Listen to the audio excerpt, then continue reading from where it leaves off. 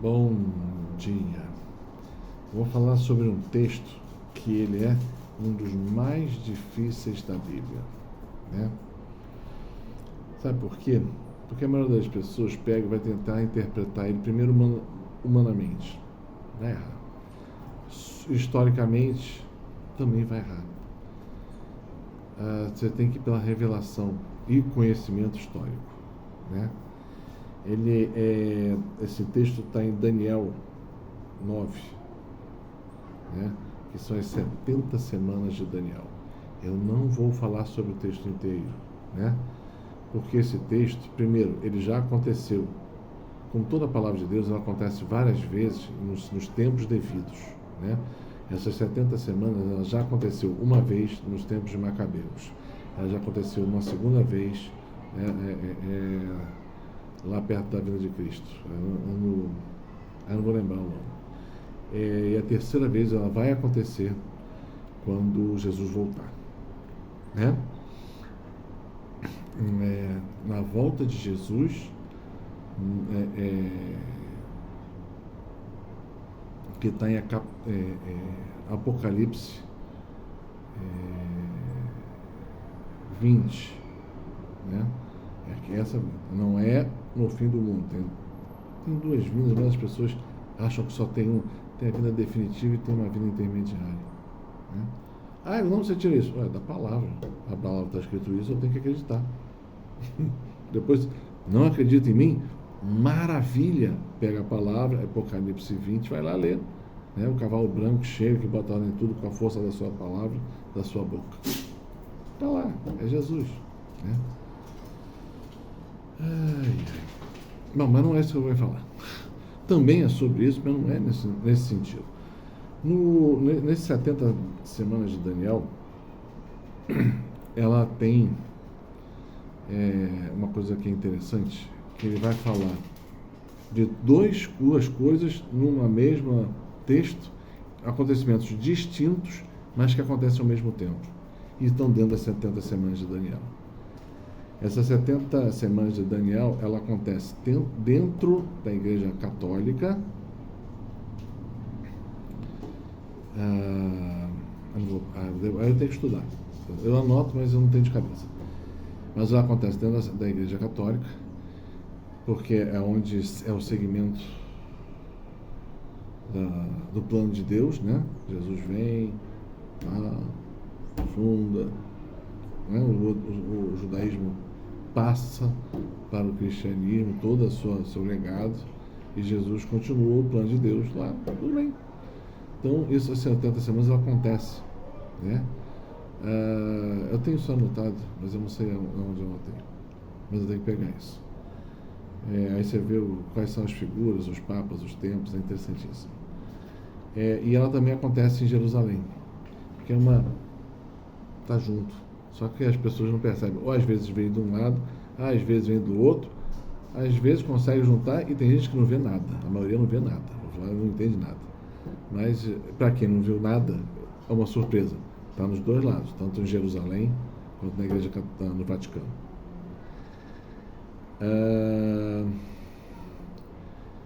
E aí, no final dessas 70 semanas, ela tem a última semana de Daniel, que é a primordial, né?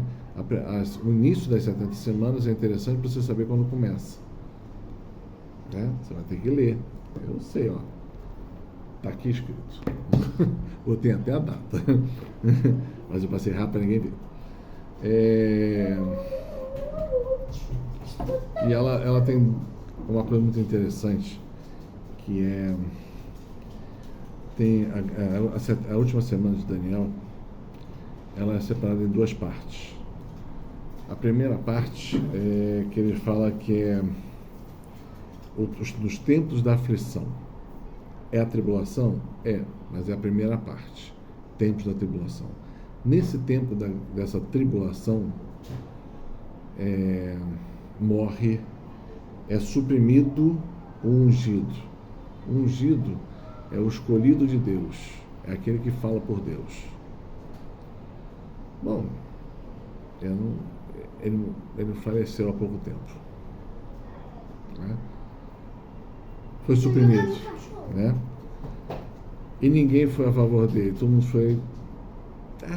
até fez um murmurinhozinho, né, tal, mas a maioria não foi a favor dele, nem da sua doutrina.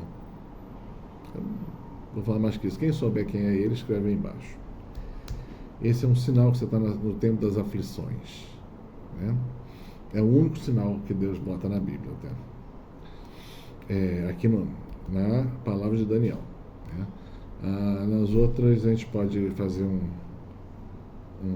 espelho para mostrar onde é que está os outros sinais. Mas aqui em Daniel ele fala isso, né?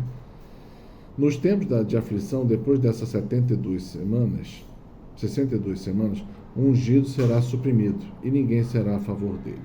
Esse é o texto, né? Aí você tem que pensar, quem é aquele que fala por Deus? Porque o ungido é Jesus, ponto. E quem depois, quando ele não está, tem alguém que o represente. Já dei a palavra, né? Isso já aconteceu. A cidade e os santuários serão destruídos pelo povo de um chefe que virá. Isso ainda não aconteceu. Isso vai acontecer nos próximos dias. Mas isso também está dentro dos 3 anos e meio, né? Dos tempos da aflição. A cidade e o santuário, né? Eu botei, eu já falei quem é o santuário, já falei quem é a cidade e quem é o santuário, né? E é de um povo diferente, um povo que virá. Nossa Senhora acho que já falou isso, qual é esse povo nas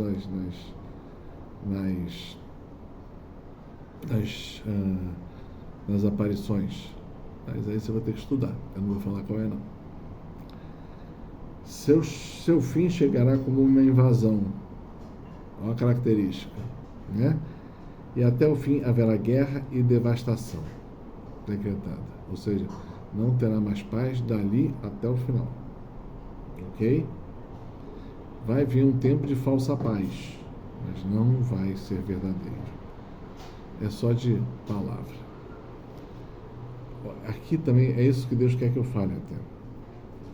Concluirá com muitos uma sólida aliança e por uma semana, ou seja, durante essa última semana haverá um tempo que será concluído uma aliança, um acordo.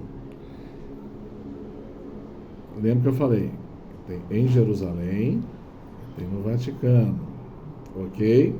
Se você não entendeu os dois, você não entendeu a revelação. Tem gente que entendeu uma certa parte, mas não entendeu a outra. Entendeu muitas vezes a aliança, ou seja, uma aliança entre os povos, feito por alguém, né? E para um determinado fim, para ter paz e segurança. Houve um tempo de paz? Até houve, mas esse tempo já passou. Nós estamos entrando no tempo da destruição da cidade e do santuário. Então não é um tempo de paz. Deus tem falado muito em guerra, né? Ok? Está dito. Então ele vai fazer uma aliança. Quem faz a aliança? Concluirá. Ele não fala quem é. Ou seja, provavelmente é um grupo, um sistema que vai fazer isto, né? E no meio desta semana fará cessar o sacrifício e a oblação. Ele quebra a aliança. Tanto nos 2 lugares. Tem que prestar atenção que é nos 2 lugares, tá? Quem é o sacrifício? O sacrifício, só tem um sacrifício que é feito hoje em dia, né? É o sacrifício que é feito todo dia na missa. É o santo sacrifício que Jesus fez na cruz, que é repetido todos os dias. Então nós sabemos pela palavra que ele fará cessar o santo sacrifício, né? Ou seja, né? E a oblação. A oblação é a adoração, o louvor a Deus, né? Sob as asas da abominação, ou seja, tem uma abominação, virá o devastador, ou seja, vem o devastador, aquele que é contra Deus. Devastador, aqui é esse nome que ele tem. A gente conhece como, tem vários outros nomes, né? Anticristo, blá, blá, blá, blá. Mas aqui chama de devastador. O que ele vai fazer? No local onde tinha sacrifício e oblação, ele vem com abominação. Está com dúvida de qual abominação é essa? Pega lá em Macabeus. Macabeus aconteceu isso. Então vê como é que é a abominação. É uma coisa semelhante, né? É uma adoração ao falso Deus, uma abominação. Ele virá nas asas o que quer dizer nas asas? No procedimento da abominação, quer dizer, na colocação da abominação para o mundo, onde é o lugar santo, virá o devastador. Ele vai se apresentar. Até que a ruína decretada caia sobre o devastado. Ou seja, tudo que está escrito vai se cumprir. Como? Né? Vai se cumprir. Ah, mas tem gente que não acredita em profecia. Coitado. Deve estar acreditando no Jornal da Globo. Então, esse texto é enigmático. Ele é muito mais profundo que isso. Mas eu estou falando daquilo que pode ser falado, né? Não posso falar muito mais do que isso, né? Mas talvez um dia a gente fale sobre as 70 semanas, os 2 lugares cidades, vocês vão ver como ela é bonita isso, a profecia se realizando, né? A mesma coisa quando a gente olha para Jesus e vê todas as profecias nele sendo realizadas. É igual. É igual porque você vê a ação de Deus, ela é perfeita. Ela acontece integralmente. Nada pode parar a ação de Deus. O homem pode tentar, mas é só tentativa. Porque quem prevalece sempre é o Criador. E o Criador vai fazer o seu plano acontecer. Ele já diz como é. É só uma questão de tempo para que tudo funcione e aconteça. Tá bom? Paz e bem.